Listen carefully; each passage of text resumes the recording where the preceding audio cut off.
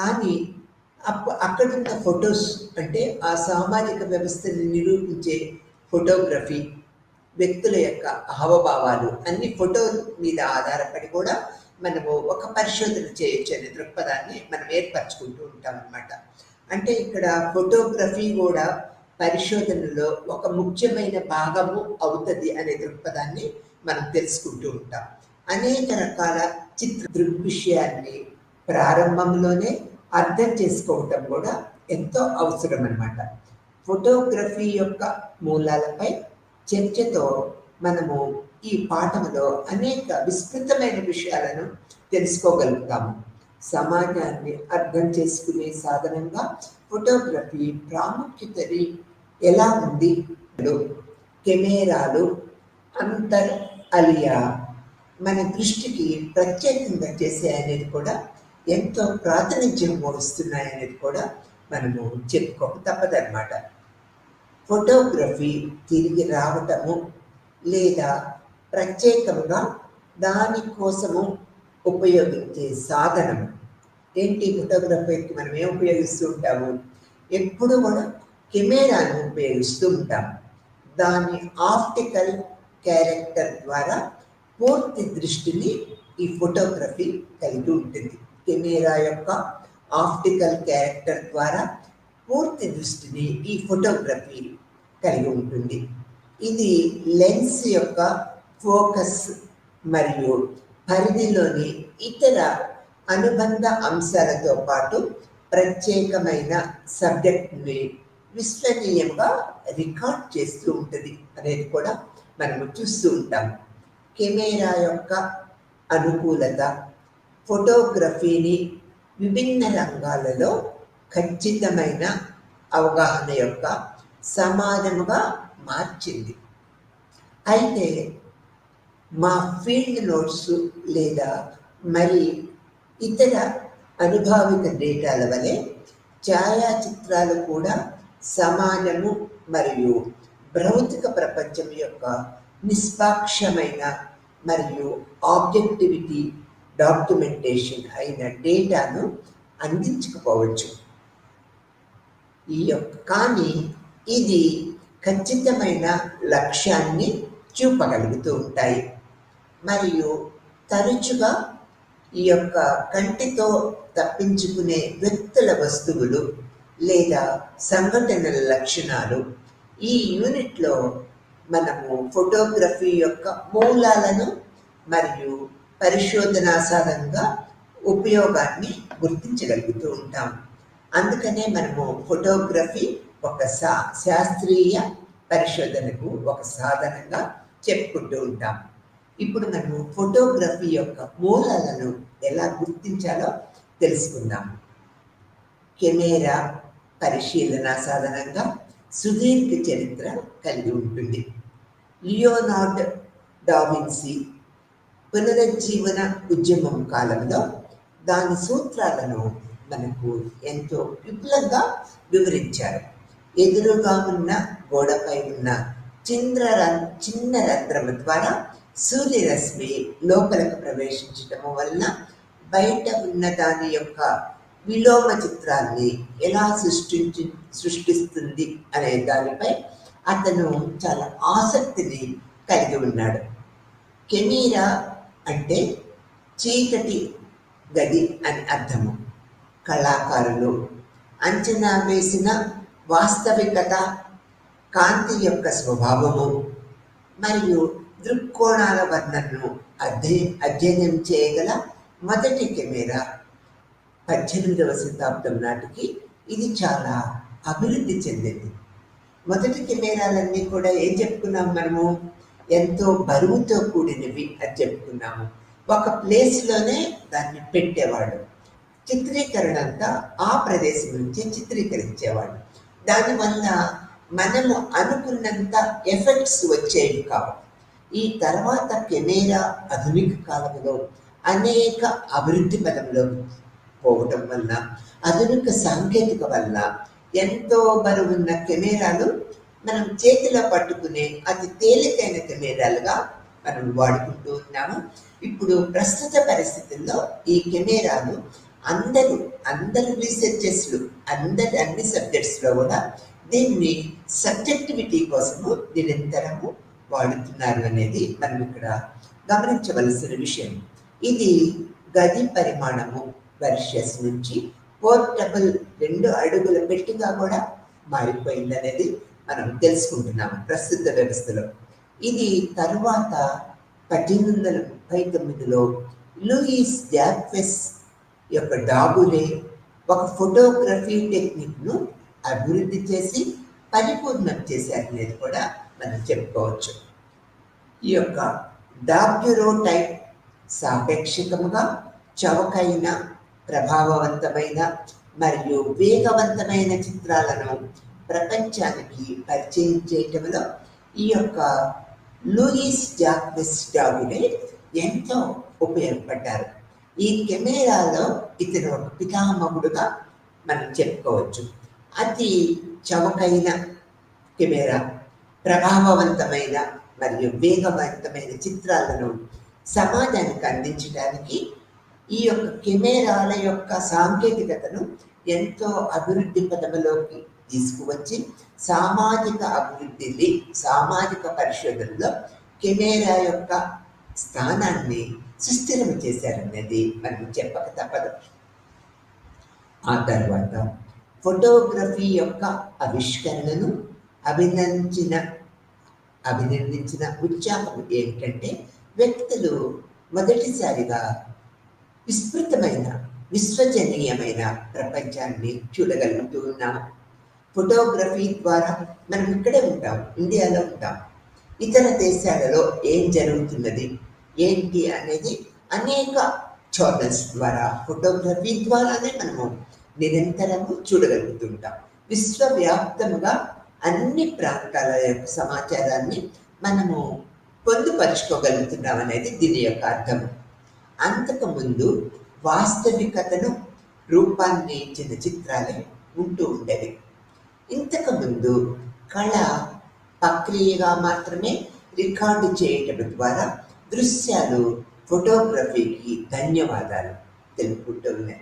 Optical ప్రక్రియగా రూపాంతరం కూడా చెందుతున్నాయనేది కూడా మనం ఇక్కడ గమనించవలసిన విషయం. అన్ని కోణాలలో కనిపించటము ఈ యొక్క ఫోటోగ్రఫీ యొక్క ప్రాముఖ్యతను మనం గుర్తించగలుగుతూ ఉన్నాం. త్వరలో కెమెరా ఒక వస్తువుగా వ్యక్తుల జీవితాలలో చాలా ప్రాముఖ్యం పొందటం కూడా మనము ప్రస్తుత పరిస్థితుల్లో చూడగలుగుతూ ఉంటాం. ప్రారంభించింది మరియు మానవ శాస్త్ర కమ్యూనికేషను మరియు విశ్లేషణలో దాని ప్రాముఖ్యత విస్తృతంగా పెంచబడింది, గ్రహించబడింది అనేది కూడా మనం గుర్తు చేసుకోవాల్సిన విషయం. ఇక్కడ ఉప విభాగాలలో మనము ఫోటోగ్రఫీ మరియు పరిశోధనలో కెమెరా పాత్ర గురించి ప్రత్యేకంగా తెలుసుకోవడానికి ప్రయత్నిస్తూ ఉన్నాం. అంటే ఫోటోగ్రఫీ అనేది విస్తృతమైన అనేక రకాల అభివృద్ధి పదములో సాంకేతిక నైపుణ్యంతో ముందుకు వెళ్ళి అనేక విధాలైన కోణాలలో మనకు విస్తృతమైన సమాచారాన్ని, ఈ యొక్క జ్ఞానవంతమైన సమాచారాన్ని ఈ ఫోటోగ్రఫీ అందించగలుగుతున్నది అనేది ఇక్కడ భావన. ఇక్కడ డాగ్యురోటో టైప్ ఫోటోగ్రఫీ, ఇక్కడ మనం చిత్రాన్ని చూసినట్లయితే బుక్లో ఇతని చిత్రాన్ని కూడా మనము గమనించవచ్చు అన్నమాట. డాబురే టైప్ ఫోటోగ్రఫీ అనేది 1787లో ఫ్రాన్స్లో జన్మించిన ఫ్రెంచ్ వ్యక్తి లూయిస్ జాక్వెస్ బాండే డాబురే యొక్క ఆవిష్కరణగా మనం చెప్పుకోవాలి. ఈ కెమెరాని అభివృద్ధి పథంలోకి ప్రపంచవ్యాప్తంగా తెలియపరిచిన వ్యక్తి డాగ్యురోటైప్ ఫోటోగ్రఫీగా మనం చెప్పుకుంటూ ఉంటాం. లూయిస్ డాబురే తన ఆవిష్కరణను గ్రాడ్యురోటేప్ అని పిలిచారు. అతని పద్ధతిని అతనికి 1839 వేసవి చివరిలో ప్రజలకు ఈ విషయాలని, అంటే కెమెరా యొక్క పనితనాన్ని తెలియపరిచారు.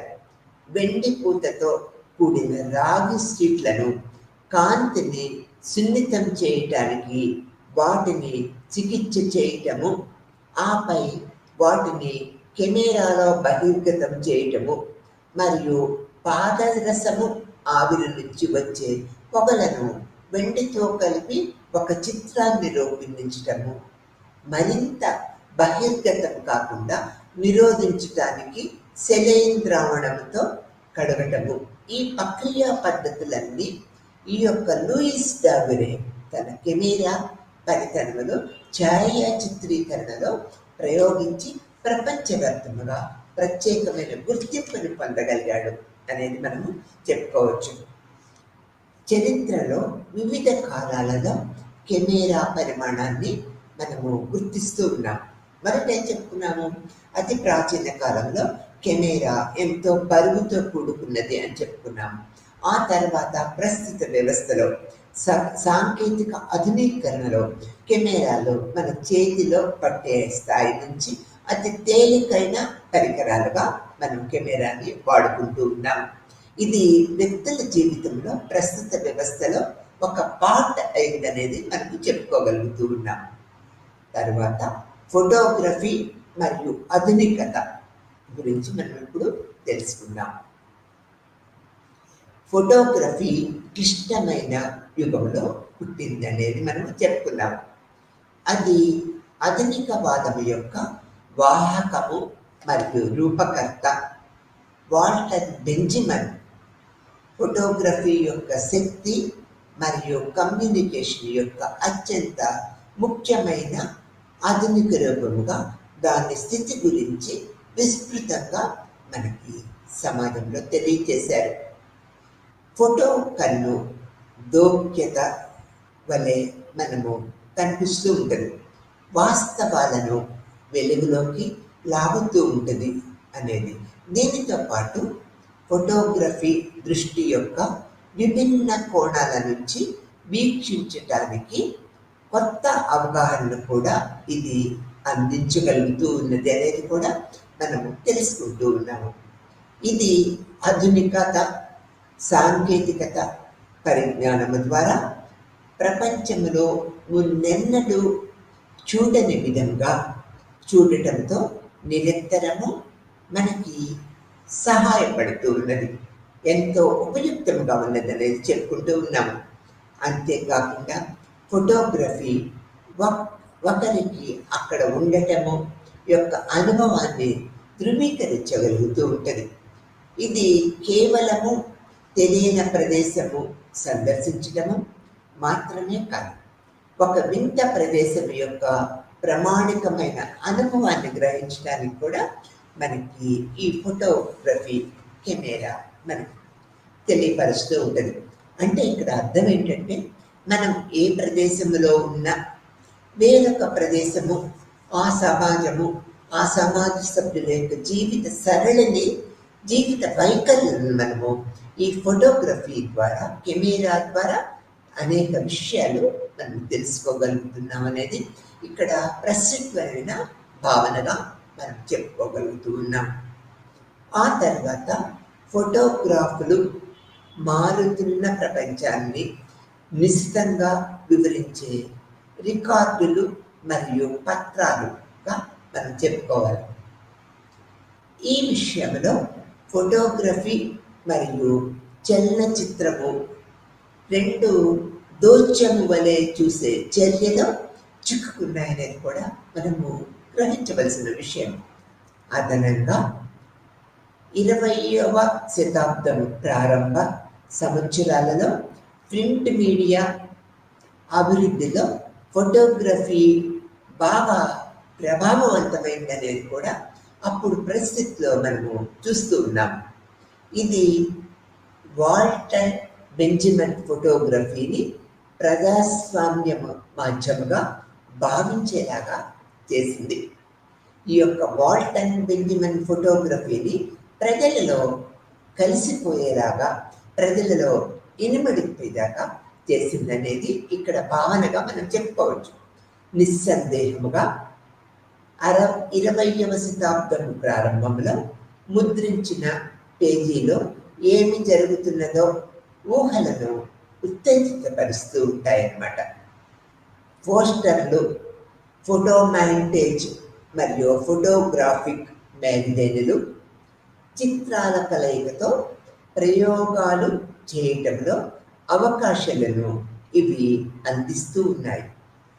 మరియు విజువల్ స్టోరీ టెల్లింగ్ మోడ్లను ఇవి మనకి తెలియపరుస్తూ ఉన్నాయనేది కూడా మనం ఇక్కడ విస్తృతంగా గమనించవలసిన, నిశ్చితంగా తెలుసుకోవాల్సిన విషయంగా చెప్పుకుంటూ ఉన్నాం.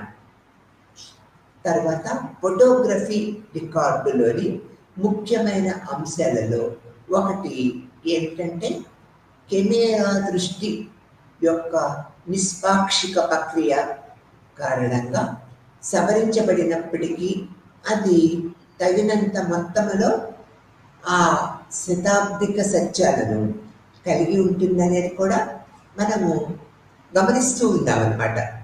ఇది దాని ప్రేక్షకులను స్కీమాటిక్ రియాలిటీని పునర్నిర్మించటానికి మరియు సామాజిక ఆలోచనలను నాటకీయంగా మార్చిన భావనలను రూపొందించడానికి ఇది నిరంతరము మనకి అనుమతిస్తూ ఉంటుంది అనేది కూడా మనం గమనించవలసిన విషయం. ఉదాహరణకు మనం తీసుకున్నట్లయితే అబ్రహీం లింకన్ చేత నియమించబడిన మాథ్యూ బ్రాడీ యొక్క డాక్యుమెంటరీ రికార్డులు యుద్ధం యొక్క మొదటి ఫోటోగ్రాఫిక్ చిత్రాలలో ఒకటిగా ఎంతో ప్రాముఖ్యత సంతరించుకున్నది. పడిపోయిన మృతదేహాలు, రికార్డులు, భవనాలు, కాలిపోయిన శిథిలాలు మొదలైన వాటితో సహా యుద్ధం యొక్క ప్రభావాలను ఇది బ్రాడీ రికార్డ్ చేశాడు. ఇక్కడ చూడండి, ఒక యుద్ధం పోయి మనము ప్రత్యక్షంగా మనం చూడలేకపోయినా యుద్ధంలో చనిపోయిన మృతదేహాలు, శిథిలమైన భవనాలు, ఆ యొక్క సైనికుల యొక్క జీవన విధానము యుద్ధ ప్రాంతంలో ఎలా ఉన్నది అనేది బ్రాడీ రికార్డు చేయటం వల్ల ప్రపంచవ్యాప్తంగా ఈ ఫోటోగ్రఫీ యొక్క ఔన్నత్యం, చైతన్యవంతమైన ప్రక్రియా పద్ధతులు, ప్రాముఖ్యత ప్రపంచమంతా కూడా గుర్తించారనేది మనము చెప్పక తప్పదు. ఇది కేవలము నాటకీయ చర్యలను బదులుగా యుద్ధం యొక్క వాస్తవిక చిత్రాలను మనకి అందించారు ఈ యొక్క బ్రాడీ. ఈ యుద్ధం యొక్క వాస్తవిక చిత్రాలను, అక్కడ పరిస్థితులను ప్రతి ఒక్క ప్రజలు ప్రపంచవ్యాప్తంగా చూడటానికి ఈ బ్రాడీ యొక్క యుద్ధ సన్నివేశాల చిత్రాలు ఎంతో ప్రభావవంతం చేశాయనేది మనము చెప్పక తప్పదు. అదేవిధంగా సామాజిక శాస్త్రవేత్త లూయిస్ హెయిల్ అమెరికన్ జీవితాన్ని ప్రవేశించడానికి ముందు యూరోపియన్ల అసలు రూపాన్ని నమోదు చేశారనేది కూడా ఈ ప్రక్రియా పద్ధతిలో మనము గ్రహించగలుగుతూ ఉన్నాం. ఇక్కడ అదే సమయంలో అతని ఇతర పిల్లల చిత్రాలను మొదటి బాల కార్మిక చట్టాలను ఆమోదించడంలో ప్రభావవంతంగా ఉన్నాయనేది కూడా మనము తెలుసుకుంటూ ఉన్నాం. ఈ విధమైన చిత్రీకరణ పద్ధతులు సామాజికంగా చూసిన వ్యక్తుల్లో నిరంతరము గుర్తుండిపోయే ప్రక్రియగా మనం చెప్పుకుంటూ ఉన్నాం. తర్వాత సోషియాలజీ మరియు ఫోటోగ్రఫీ ది ప్యారలల్స్ అంటే భావన ఎలా ఉంటుందో మనం ఇప్పుడు తెలుసుకుందాం. ఫోటోగ్రఫీ మరియు సోషియాలజీ దాదాపు ఒకే పుట్టిన తేదీని కలిగి ఉన్నాయనేది మనం ఇక్కడ తెలుసుకోవాల్సిన విషయం. మీరు సామాజిక శాస్త్రం యొక్క పుట్టిన తేదీని కాంటే అనే సామాజిక శాస్త్రవేత్త యొక్క రచన యొక్క ప్రచురణగా పరిగణించబడినట్లయితే దానికి పేరు పెట్టారు. మరియు ఫోటోగ్రఫీ యొక్క పుట్టిన తేదీ మరియు సామాజిక శాస్త్రము దాదాపు ఒకే పుట్టిన తేదీని కలిగి ఉన్నాయనేది ఈ ప్రక్రియా పద్ధతిలో మనము తెలుసుకోగలుగుతూ ఉన్నాము. ఫోటోగ్రఫీ యొక్క పుట్టిన తేదీ 1839లో డాగురే ఒక మెటల్ ప్లేట్పై చిత్రాన్ని ఫిక్స్ చేసి తన పద్ధతిని బహిర్గతపరిచినప్పుడు మొదటి నుంచి ఇద్దరు వివిధ ప్రాజెక్ట్స్లో పనిచేశారు. ఎవరు? ఈ యొక్క కోమ్టే మరియు ఈ ఇతను ఫిక్సింగ్ మెటల్ ప్లేట్లో ఫిక్స్ చేసిన పద్ధతి డాగురే ఒకే కాలానికి చెందినవారు. ఇద్దరు కలిసి అనేక సామాజిక పరిశోధనలో పాలు పంచుకున్నారు ఫోటోగ్రఫీ ద్వారా. వీటిలో రెండిటికి సమాజపు అన్వేషణే ప్రముఖ పాత్ర వహిస్తుంది, ముఖ్య ఉద్దేశంగా కూడా ఉన్నది అనేది మనం ఇక్కడ తెలుసుకుంటూ ఉన్నాము. దాని ప్రారంభం నుంచి ఫోటోగ్రఫీ సమాజాన్ని అన్వేషించడానికి ఒక సాధనముగా ఉపయోగించబడింది ఈ ఫోటోగ్రఫీ అనేది. మరియు ఫోటోగ్రాఫర్ తమ పనిలో ఒకటిగా తీసుకున్నారనేది కూడా మనం చెప్పుకోవాలి. మొదట కొంతమంది ఫోటోగ్రాఫర్లు తమ సమకాలీన ఎప్పటికీ చూడని దూర సమాజాలను రికార్డ్ చేయడానికి కెమెరాలను ఉపయోగించారు. ఇక్కడ చూడండి, ఎంతోమంది ఫోటోగ్రాఫర్స్ మనము చూడని దూరంగా ఉన్న సమాజాలను చిత్రీకరించడానికి ఫోటోగ్రఫీని ఉపయోగించారనేది మనం చెప్పుకుంటూ ఉన్నాం.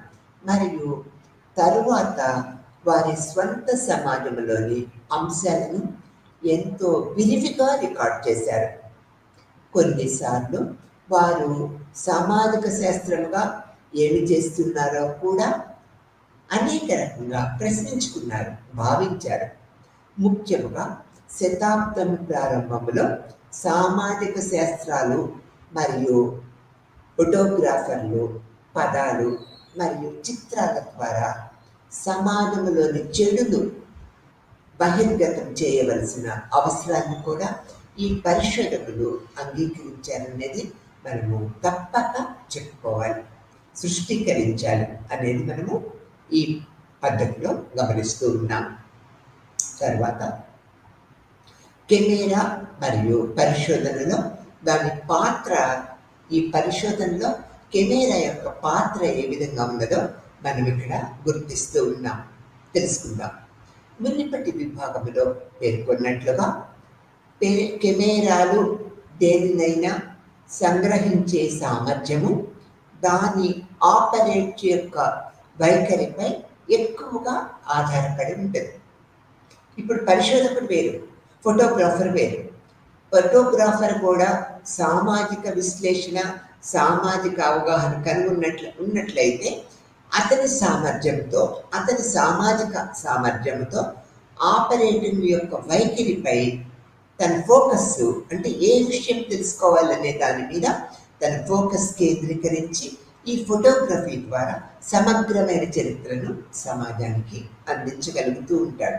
కాబట్టి ఫోటోగ్రాఫరు పరిశోధకుడి యొక్క భావాన్ని స్పష్టంగా తెలుసుకోవాలి. అంటే ఫోటోగ్రఫీ కెమెరాను ఉపయోగించక ముందు అనేది ఇక్కడ భావన అన్నమాట. ఈ యంత్రము పరిశోధనలో గొప్ప సాధనముగా నిరూపించబడింది. ఏ యంత్రము? కెమెరా. రికార్డింగ్ కోసము కెమెరాను ఉపయోగించడం వల్ల అనేక ప్రోత్సాహాలు మనకి కనిపిస్తూ ఉంటాయి. కెమెరాలోనే ఫోటోగ్రఫీ చేస్తున్నాము, రికార్డింగ్, విజువల్ రికార్డింగ్ అన్నీ కూడా సౌండ్ రికార్డింగ్ ప్రక్రియలో ఉండటం వల్ల సామాజిక అవగాహన, ఈ యొక్క విజ్ఞానం ఉన్న వాళ్ళకి విజ్ఞానం లేని వాళ్ళకి కూడా సమమైన ఈ యొక్క జ్ఞానాన్ని ఈ ఫోటోగ్రఫీ ద్వారా అందించగలుగుతుంది అనేది ఇక్కడ భావన అన్నమాట. పరికరము లేదా యంత్రము అలసట లేకుండా చూడటానికి మనకి అనుమతిస్తుంది. చివరిది బహిర్గతము మొదటి వలె వివరంగా ఉంటుంది. ఈ యొక్క ఫోటోగ్రఫీ, ఈ యొక్క చిత్రాలను మనం చూడటం వల్ల వ్యక్తి ఎటువంటి అలసటకు గురించి కాదు, ఎంతసేపు అయినా మానసిక ఉల్లాసంతో, మానసిక జ్ఞాన పరిపూర్ణతతో ఇతను ఈ యొక్క కెమెరా యొక్క పనితనాన్ని ఫోటోగ్రఫీ ద్వారా నిరంతరము చూడగలుగుతాడనేది ఇక్కడ భావనగా మనము చెప్పుకోవచ్చు. తర్వాత చలనచిత్రం యొక్క మెమరీ నోట్బుక్ను భర్తీ చేస్తుంది. ఈ యొక్క ఫోటోగ్రఫీ చలనచిత్రం యొక్క మెమరీ నోట్బుక్ని భర్తీ చేసి మనకి నిల్వ చేసి అందించగలుగుతుంది. మరియు అత్యంత ప్రయత్నమైన పరిస్థితుల్లో పూర్తి కొటేషన్ను ఇది నిర్ధారిస్తుంది. ఒక కొటేషన్ని ఇది చెప్తుంది. దీన్ని మనము దాన్ని తుడిచిపెట్టడానికి వీలు పడదు అనేది ఇక్కడ అర్థం. ఆ తర్వాత కెమెరా యొక్క విశ్వసనీయంగా పునరావృతమయ్యే ఆపరేషను ఏదైనా సంఘటన యొక్క పోల్చదగిన పరిశీలనకు మరియు అవసరమైనన్ని సార్లు మనకి అనుమతిస్తూ ఉంటుంది. కెమెరా రికార్డు దృశ్య పరిశీలనను నియంత్రణ కారకముగా ఇది ఎంతో తోడ్పాటు అందిస్తుంది. ఎవరికి? పరిశోధకుడికి. కాబట్టి యాంత్రిక క్షేత్ర పరిశీలన, క్లిష్టమైన విశ్లేషణ యొక్క అవకాశాలను ఇది విస్తరిస్తూ ఉంటుంది అనేది కూడా మనం ఇక్కడ గమనించవలసిన విషయంగా చెప్పుకుంటూ ఉన్నాం. ఇది రద్దీ మరియు మారుతున్న సాంస్కృతిక కార్యకలాపాలలో స్థానము మరియు గుర్తింపు యొక్క సంపూర్ణ తనిఖీని కూడా మనకి అనుమతిస్తూ ఉంటుంది అనేది కూడా మనం ఇక్కడ తెలుసుకుంటూ ఉన్నాం. ఈ విధంగా ఫోటోగ్రఫీని ఫీల్డ్ వర్క్ యొక్క లిఖిత నోట్బుక్తో మనము పోల్చవచ్చు. అదే సమయంలో విభిన్న లక్షణాలు కూడా ఇది కలిగి ఉంటుంది. ఫీల్డ్లోని సమాచారాన్ని ఈ యొక్క కోడ్లో నోట్ చేసుకునే ఫీల్డ్ వర్కర్లా కాకుండా ఫోటోగ్రఫీ సేకరించే సమాచారము నిర్దిష్టంగా ఉంటుందనేది కూడా మనం ఇక్కడ తెలుసుకుంటూ ఉన్నాం, గుర్తుపెట్టుకుంటూ ఉన్నాం అన్నమాట. అవి భౌతిక వాస్తవికత యొక్క ఖచ్చితమైన రికార్డులు. అంతేకాకుండా ఛాయాచిత్రాల ఫైలు మరియు క్రాస్ ఫైళ్ళు విస్తరించటము, తగ్గించటము మరియు అనేక రేఖాచిత్రాలు మరియు గణాంక రూపకల్పనలో అమర్చగల పత్రాలు. దృశ్య డైరీగా ఛాయాచిత్రాల భావన పరిశోధకుడికి మరియు మాధ్యమ యొక్క లక్షణాలను పరిశోధన ప్రక్రియలో ఇవి తిరిగి ప్రవేశపెడుతూ ఉంటాయి. అంటే డైరీ అనేది పరిశోధకుడికి ప్రవేశము, పాల్గొనటము మరియు నిష్క్రమణకు సంబంధించిన స్వీయ ప్రతివర్తన మరియు మీడియా అక్షరాస్యత చరిత్ర. ఈ నమూనాలలో రూపొందించబడిన చిత్రాలు స్థలము మరియు సమయంలో ఒక ఖచ్చితమైన సమయంలో ఒక నిర్దిష్ట మాధ్యమాన్ని ఉపయోగించి నిర్దిష్ట జనాభాతో నిర్దిష్ట పరిశోధకుడి పరస్పర చర్య యొక్క ఏకైక ఫలితముగా గుర్తించబడుతూ ఉంటాయనేది కూడా మనం ఇక్కడ తెలుసుకోవాల్సిన విషయము, గమనించవలసిన విషయంగా పేర్కొంటున్నాం. ఆ తర్వాత ఎథ్నోగ్రాఫిక్ స్టడీ మరియు ఫోటోగ్రఫీ అంటే ఏంటో ఇప్పుడు మనము తెలుసుకుందాం. కెమెరా యొక్క వివిధ ప్రోత్సాహాలు ప్రారంభ ఎథ్నోగ్రాఫర్లకు ఇష్టమైనవిగా చేశాయి. ఆంథ్రోపాలజీ యొక్క మెటీరియల్ ఇన్వెంటరీ దశలో వివరణాత్మక వివరాలను సేకరించడంలో ఇది చాలా సహాయపడుతూ ఉంటుంది పరిశోధకుడికి. అయినప్పటికీ దీనితో ముడిపడి ఉన్న భారీ సవాలు కూడా ఒకటి ఉన్నది. సంపూర్ణము మరియు ఖచ్చితమైన మానవ పరిశీలన సమస్య ఇది. ఈ సవాలును మానవ శాస్త్రవేత్తలు మరియు సామాజిక శాస్త్రవేత్తలు మరింత ఎక్కువగా ఎదుర్కొంటూ ఉంటారు. అపరిచితుడిని అతడు కానీ ఆమెను నిజముగా ఉన్నట్లు చూడటము, వ్యక్తిగత విలువలు, పక్షపాతము మరియు అసంపూర్ణ పరిశీలనలో పాటు ఇది వస్తూ ఉంటుంది.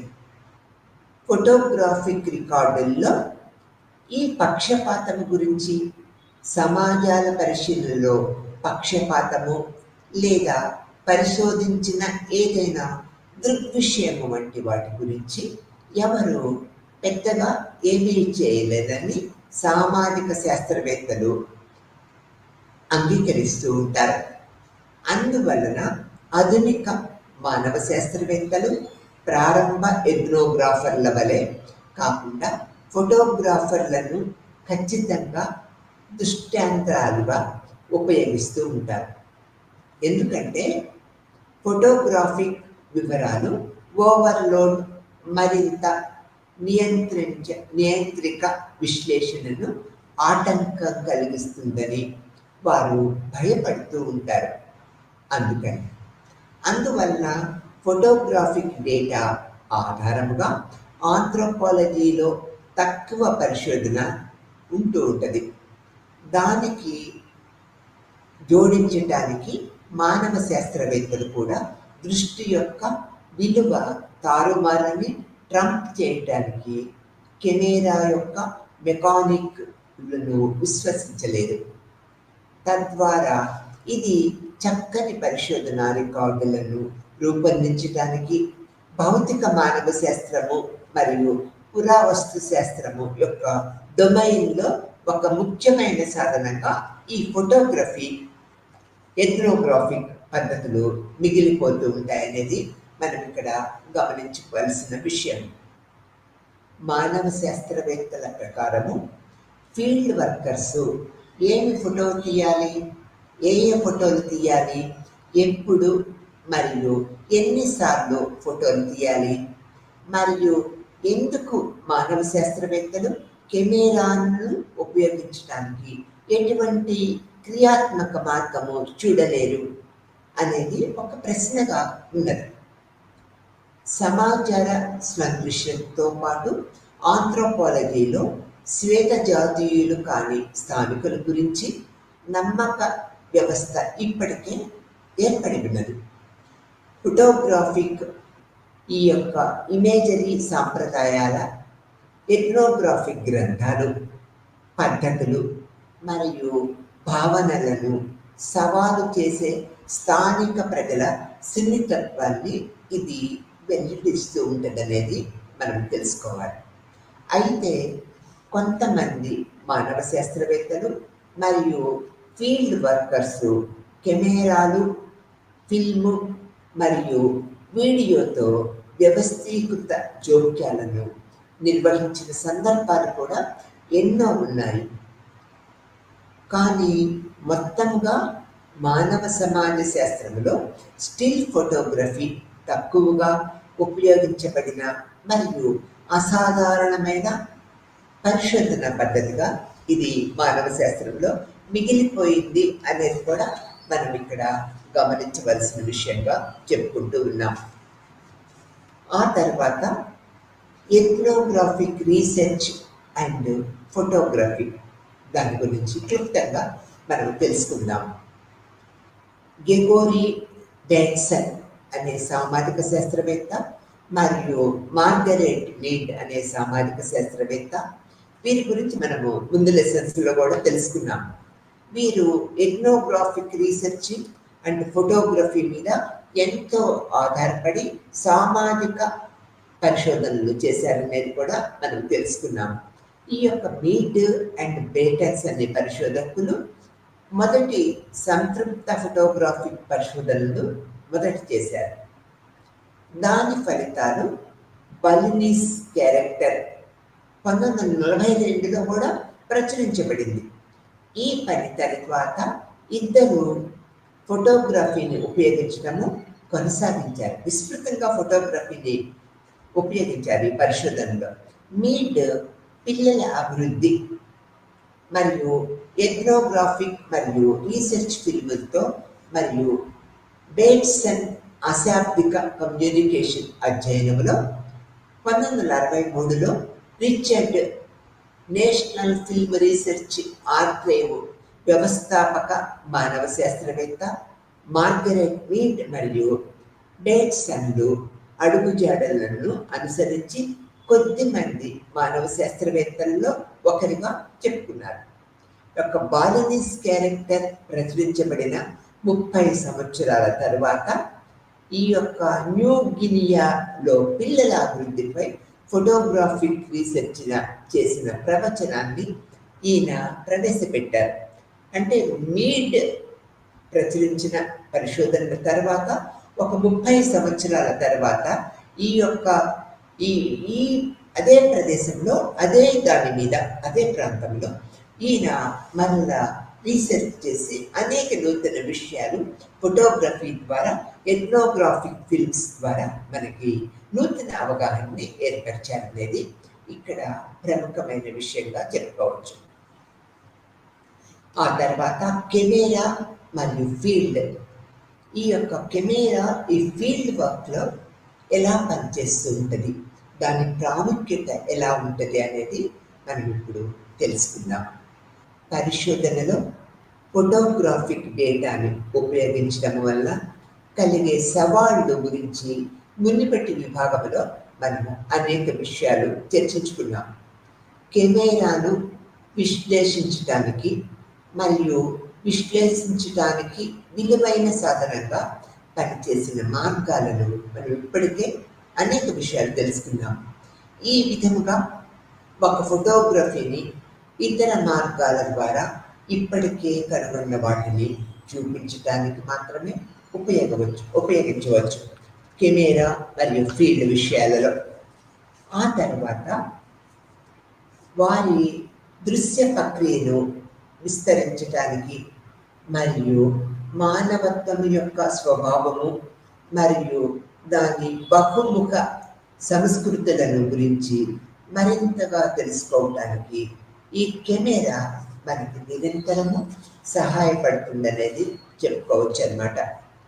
ఫీల్డ్ వర్క్లో కెమెరా యొక్క ఫోటోగ్రఫీ లేదా ఉపయోగము యొక్క ఆచరణాత్మక ప్రదేశము, దాని విధులను ఫీల్డ్ స్టడీ అభివృద్ధికి సంబంధించిన ప్రదర్శించడం ద్వారా ఇది మనము విస్తృతంగా ప్రదర్శించగలుగుతూ ఉంటాం. దీనిలో ప్రారంభ దశలో ఈ కెమెరా యొక్క పనితనం ఎలా ఉంటుంది, ఫీల్డ్ ఎలా ఉంటుంది అనేది మనం తెలుసుకుందాం. పరిశోధన యొక్క ప్రారంభ దశలో ఫోటోగ్రఫీకి చాలా ప్రాముఖ్యత ఉన్నది.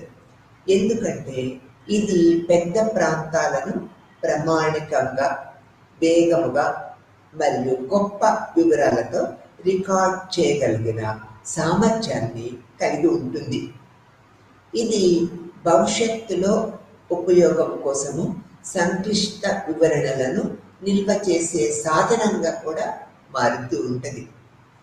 మరొక మాటలో చెప్పాలంటే ఫోటోగ్రఫీ పరిశోధన యొక్క ప్రవేశ ప్రక్రియను వేగవంతం చేస్తూ ఉంటుంది. కెమెరా యొక్క మెకానికల్ మెమరీతో విలువైన డేటాను వేగంగా సేకరించడము సాధ్యమవుతుందని ఈ పరిశోధన ప్రక్రియలో మనకు తెలుస్తూ ఉన్నది. తెలియని వాతావరణంలో అనేక సవాళ్లను ఎదుర్కొంటూ ఉంటాం. సంక్లిష్ట వాతావరణంలో గమనికలను వ్రాయటము కష్టంగా ఉంటూ ఉంటుంది. మరియు సుదీర్ఘ క్షేత్ర సందర్శనలో ఓవర్ టైం ప్రతిస్పందనలు మార్పు లేని కారణంగా దెబ్బ కూడా తినవచ్చు. ఈ పరిస్థితుల్లో ఫోటోగ్రఫీ ఒక సహాయముగా మనకి నిరూపిస్తూ ఉంటుంది అనేది మనం తెలుసుకుంటున్నాం. ఇది ఈ మొదటి ముద్రలను బాధ్యతాయుతమైన మరియు ఉపయోగపడే రూపంలో స్పష్టముగా సంరక్షించగలదు. ఈ రికార్డులను ఏదైనా స్థానిక సహకారి ద్వారా డీకోడ్ చేయవచ్చు మరియు విశ్లేషించవచ్చు, లేదా పరిశోధన పురోగమిస్తున్నప్పుడు మరియు మరింత అర్థవంతముగా ఉన్నప్పుడు పరిశోధకుడు గణనీయంగా చదవవచ్చు. ఇటువంటి ఫోటోగ్రాఫిక్ అవలోకము ముఖ్యమైన మరియు వివరణాత్మకమైన సమాచారాన్ని మనకి విరివిగా అందిస్తూ ఉంటుంది. లేకుంటే ఫీల్డ్ వర్కర్స్ సాంప్రదాయ పద్ధతుల ద్వారా సేకరించడానికి నెలల సమయం పడుతుంది. కానీ ఈ ఫోటోగ్రఫీ ద్వారా, ఈ ఫీల్డ్ వర్క్ కెమెరాల ద్వారా అతి తక్కువ టైంలో మనము సాధించాలన్న పరిశోధన సమగ్రతను మనము పొందగలుగుతాము అనేది ఇక్కడ మనం చెప్పుకుంటూ ఉన్నాం. తర్వాత ఫోటోగ్రఫీ ద్వారా ఫీల్డ్కి సమర్థవంతమైన ఓరియంటేషన్ మనం అందించగలుగుతూ ఉంటాం. ఎలా అంటే సర్వేలో కలుసుకున్న భౌగోళిక మరియు సాంస్కృతిక దృగ్విషయాలను రికార్డ్ చేయటము. ఈ పరిశోధనా ప్రాంతము గుండా ఒక పర్యావలోకం చేయటం ద్వారా ఫోటోగ్రఫీ సహాయంతో ఓరియంటేషన్ని వేగవంతం చేయవచ్చు. అనేక సంస్కృతులలోని స్థానిక సహాయకులు ఫోటోగ్రాఫిక్ రికార్డులను ఖచ్చితంగా చదవగల సామర్థ్యాన్ని నిరూపించారు. ప్రకృతి దృశ్యాలను గుర్తించటము, సాంస్కృతిక ప్రక్రియలను వివరించటము మరియు జాతి మరియు వ్యక్తిత్వాలను నిర్వచించటము కూడా వీలు పడుతూ ఉంటుంది. కొన్ని ఇంటర్వ్యూలు సెషన్లలో ఛాయాచిత్రాలను ఖచ్చితమైన భౌగోళిక పేర్లను మరియు పట్టణాలు మరియు సాంకేతికతను గుర్తించగలుగుతూ ఉంటాయి. జనాభా, సామాజిక మరియు ఆర్థిక సమాచారము యొక్క ఫైలును వెంటనే సమీకరించడము మనము ప్రారంభించగలుగుతూ ఉంటామనేది ఈ కెమెరా అండ్ ఫీల్డ్ వర్క్ వల్ల మనము తెలుసుకున్నాం. ఇదంతా ఒక ప్రారంభ దశగా చెప్పుకోవచ్చు. రెండవ దశలోకి మనం వెళ్ళినట్లయితే, రెండవ దశలో ఫీల్డ్ వర్క్ పరిశోధన యొక్క నిర్దేశక లక్ష్యాల ప్రకారము నిర్దిష్ట సాక్ష్యాల అన్వేషణలో దాని దృష్టిని తగ్గిస్తూ ఉంటుంది. ఈ సమయంలో నోట్స్ మరియు ఫోటోగ్రాఫిక్ ద్వారా చేసిన ప్రారంభ ఎథ్నోగ్రఫీ ఒక ఆచరణీయ ఆస్తిగా నిరూపించబడుతూ ఉంటుంది అనేది కూడా మనం ఇక్కడ గుర్తుంచుకోవాల్సిన విషయం. మరియు తదుపరి పరిశోధన కోసము మార్గదర్శకాలు మరియు సెట్టింగులను అందిస్తూ ఉంటుంది. ఫలితముగా పరిశోధనా పద్ధతులు ప్రత్యేకమైనవి మరియు నిర్మాణాత్మకమైనవి ఈ రెండో దశలో మనం గుర్తించగలుగుతాము. ఇక్కడ చివరి దశను మనం తీసుకున్నట్లయితే, చివరి దశలో పరిశోధన ముగింపులుగా అభివృద్ధి చెందుతూ ఉంటుంది. ఈ దశలో అన్ని ఇతర డేటా వంటి ఫోటోగ్రాఫిక్ సాక్ష్యము సంగ్రహించబడుతుంది. పరిశోధన ప్రక్రియలో నిజమైన భాగము కావటానికి గణాంకములోని అనువదించబడుతూ ఉంటుంది అనేది కూడా మనం ఇక్కడ గుర్తుపెట్టుకోవాలి. ఫీల్డ్లో కెమెరాను ఉపయోగిస్తున్నప్పుడు పరిశోధకుడు ఎదుర్కొనే కొన్ని ఇబ్బందులను మనము ఈ జాబితాలో కూడా ప్రిపేర్ చేసుకున్నట్లయితే ఆ తరువాత పరిశోధనలో ఇవి మనకి ఎంతో ఉపయుక్తంగా ఉంటాయి అనేది మనం చెప్పుకోవచ్చు.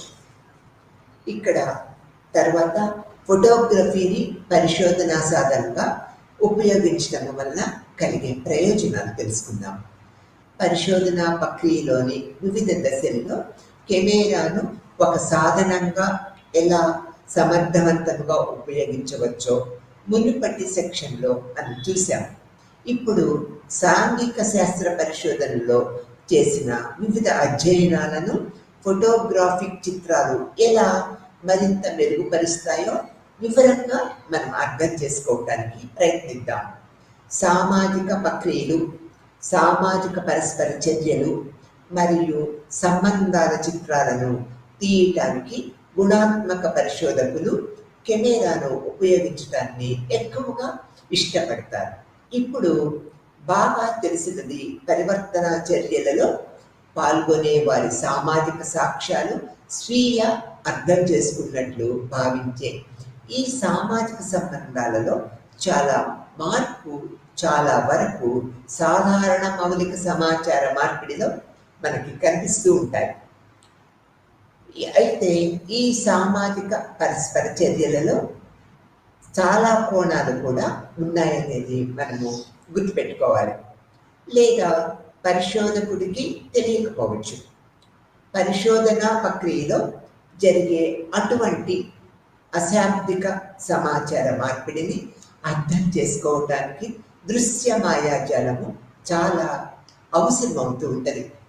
ఉదాహరణకు తీసుకున్నట్లయితే కోలియర్ మరియు కొల్లియర్ దుస్తుల యొక్క ఛాయాచిత్రాలు జాతి సమూహాలు మరియు సామాజిక సంస్థలకి ఉదాహరణగా మనం చెప్పుకోవచ్చు.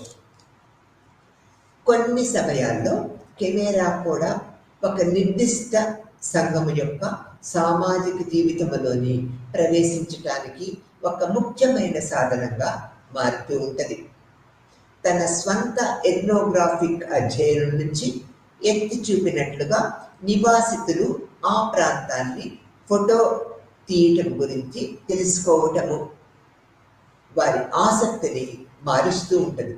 మరియు పరిశోధకుడి చర్యల గురించి వారి ప్రశ్నలను అడిగేలాగా చేస్తూ ఉంటుంది. ఇది మంచి చర్యగా పనిచేస్తూ ఉంటుంది అన్నమాట. ఈ ప్రక్రియ పరిశోధకుడితో వారి సౌకర్యముగా ఉంటుంది మరియు సంఘము కుటుంబ కార్యకలాపాలను అర్థం చేసుకోవటంలో పరిశోధకుడికి నిరంతరము చేయూతగా ఉంటుంది అనేది మనం గుర్తుపెట్టుకోవాలి. ఫోటోగ్రాఫర్లతో ఇంటర్వ్యూ చేస్తున్నప్పుడు కూడా, అంటే ఫోటో ఎడిటేషన్ ప్రక్రియలో సాంప్రదాయ మౌలిక ఇంటర్వ్యూలను భిన్నంగా ఇది ఉంటూ ఉంటుంది. ఫోటోగ్రాఫర్లను చూసే ప్రక్రియ ఇంటరాక్టివ్ ప్రాసెస్గా మారటంతో ఇంటర్వ్యూల సమయంలో ఫోటోగ్రాఫర్లను ఉపయోగించడము ఇంటర్వ్యూలను మరింత దగ్గర అవుతూ ఉంటుందని, ఇంటర్వ్యూయర్కి ఇది దగ్గర అవుతూ ఉంటుంది అనేది గ్రహించవలసిన విషయం. పరస్పర ఆధారముగా రిఫ్లెక్టివ్ వాతావరణాన్ని సృష్టించడం ద్వారా ఫీల్డ్లో క్లిష్ట పరిస్థితి నుంచి సున్నితమైన సమాచారాన్ని నొక్కి చెప్పేటప్పుడు ఇది మరింత సాధనంగా మారుతుందని మనము భావించాలి. ఇదే పండాలో ఫోటోలను ఉపయోగించడం యొక్క ప్రాక్టికాలిటీ కూడా అందించే అర్థాలు స్వభావంపై ఆధారపడి ఉంటాయి. ఇప్పటికీ చెప్పినట్లుగా ఛాయాచిత్రాలు వివరించడం అనేది ఒక ఇంటరాక్టివ్ ప్రక్రియ. ఇది చిత్రము, వీక్షకుడు మరియు ఫోటోగ్రాఫరు పరస్పర చర్య ద్వారా అర్థాల నిర్మాణానికి దారితీస్తూ ఉంటుంది. ఇది సామాజిక శాస్త్రాలలో నిర్మాణాత్మకమైన అవగాహనలో అత్యంత ముఖ్యమైన అంశముగా మనం గుర్తుపెట్టుకోవాలి. సోషియాలజీలో నిర్మాణాత్మక అవగాహన అంటే ఎలా ఉంటుందో ఇప్పుడు మనం తెలుసుకుందాం. సాంఘిక నిర్మాణాత్మక అనేది 1965లో పీటర్ బెర్గర్ మరియు థామస్ అందించిన ఒక సామాజిక శాస్త్ర విజ్ఞాన సిద్ధాంతము. ఈ సిద్ధాంతము ప్రకారము మానవ అభివృద్ధి సామాజికంగా ఉంది మరియు జ్ఞానము ఇతరులతో పరస్పర చర్య ద్వారా నిర్మించబడుతూ ఉంటుంది. మరొక మాటలో చెప్పాలంటే బెర్గర్ మరియు లక్మాన్ యొక్క నిర్మాణాత్మక దృక్పథము వాస్తవికత అనేది నిర్దిష్ట సామాజిక కమ్యూనిటీలలో సంజ్ఞలు మొదలైన వాటి ద్వారా సమిష్టిగా వ్యక్తిగత నిర్మాణం యొక్క ఫలితమని మనం నమ్మవలసిన విషయంగా మనం ఇక్కడ చెప్పుకుంటూ ఉంటాం. ఈ యొక్క ఫోటోగ్రఫీ ప్రక్రియ వేగవంతం చేస్తుందని మరియు దాన్ని మరింత సమర్థవంతంగా చేస్తుందని గుర్తిస్తున్నాం. ఇంటర్వ్యూ సమయంలో ఫోటోగ్రాఫర్లనే ఉపయోగించడం వల్ల ఈ పార్టిసిపెంట్స్ ఇంటర్వ్యూయర్ని దగ్గరికి తీసుకొస్తాయి. ఛాయాచిత్రాల వివరణ అనేది పరస్పర చర్య ద్వారా అర్థాల నిర్మాణానికి దారితీసే ఒక ఇంటరాక్టివ్ ప్రక్రియ కూడా మనం భావిస్తున్నాం. ఇక్కడ ఫోటోగ్రఫీ యొక్క సవాళ్లు మరియు పరిమితుల గురించి మనం తెలుసుకుందాం. మునుపటి విభాగాలలో పరిశీలించిన తర్వాత పరిశోధనా ప్రక్రియలో కెమెరాను ఉపయోగించడం యొక్క పరిమితులు గురించి తెలిసి ఉండవచ్చు మనకి. ఇది ఇప్పటికీ చెప్పినట్లుగా ఫోటోగ్రఫీ పక్షపాతము లేదా వ్యక్తిగత ప్రాజెక్షన్ నుంచి ఉచితం కాదు. ఫోటో డెవలప్మెంట్ ప్రక్రియ యొక్క మెకానిజం కారణముగా ఫోటోగ్రాఫులు వాస్తవికతను ప్రతిబింబిస్తాయనే సాధారణ వాదన ఎప్పటి నుంచో ఉన్నదన్నమాట. అయితే సాంకేతిక రంగంలో లెక్కలేనన్ని పురోగతితో ఛాయాచిత్రాలు కూడా మనము మార్చగలుగుతూ ఉంటాం. ఉదాహరణకు తీసుకున్నట్లయితే గ్రాఫిక్ ఎడిటింగ్ సాఫ్ట్వేర్ ఉపయోగించడం కూడా ఈ ఛాయాచిత్రాలను రూపకల్పన మనం చేసుకోగలుగుతూ ఉంటాం. దీనిని అధిగమించడానికి బెకర్ ఫోటోగ్రాఫ్ వర్ణనలో మానవ శాస్త్ర గ్రంథాలను చేర్చాలని మనకి సూచించారు. ఉదాహరణకు తీసుకున్నట్లయితే వ్యక్తులు ఫోజ్ చేయబడవచ్చు, కళాఖండాలు ఏర్పరచబడి ఉండవచ్చు మరియు మొదలైనవిగా చెప్పుకుంటున్నాం. రెండవది పరిశోధకుడి ఉనికి. ఫోటోగ్రాఫర్ పరిశోధనలో పాల్గొనే వారి ప్రతిచర్యలను ప్రభావితం చేయవచ్చు. దీనితో పాటు నైతికత మరియు గోప్యత పరిగణనలను కూడా పరిగణలోకి మనం తీసుకోవాలి. అలాగే ఫోటో తీయటం ద్వారా పరిశోధకుడి పాత్రను కూడా స్పష్టంగా మనము వివరించగలుగుతామనేది ఈ ప్రక్రియ పద్ధతిలో మనం తెలుసుకుంటూ ఉన్నాం. ఈ విధంగా ఈ ఫీల్డ్లో మనము కెమెరాను ఉపయోగించడం ద్వారా అనేక వివరాలు తెలుసుకుంటూ ఉన్నాం. ఈ యొక్క పరిశోధన సాధనముగా ఫోటోగ్రఫీ పాత్రను అర్థం చేసుకున్నాము. కెమెరాను ఉపయోగిస్తున్నప్పుడు దృశ్య ఖచ్చితత్వం ఎలా చూడాలో కూడా తెలుసుకోగలుగుతున్నాము. మొదటి పరిశీలన యొక్క దృగ్విషయాలను అర్థం చేసుకోవటం ద్వారా యూనిట్ని మనం ప్రారంభించాము.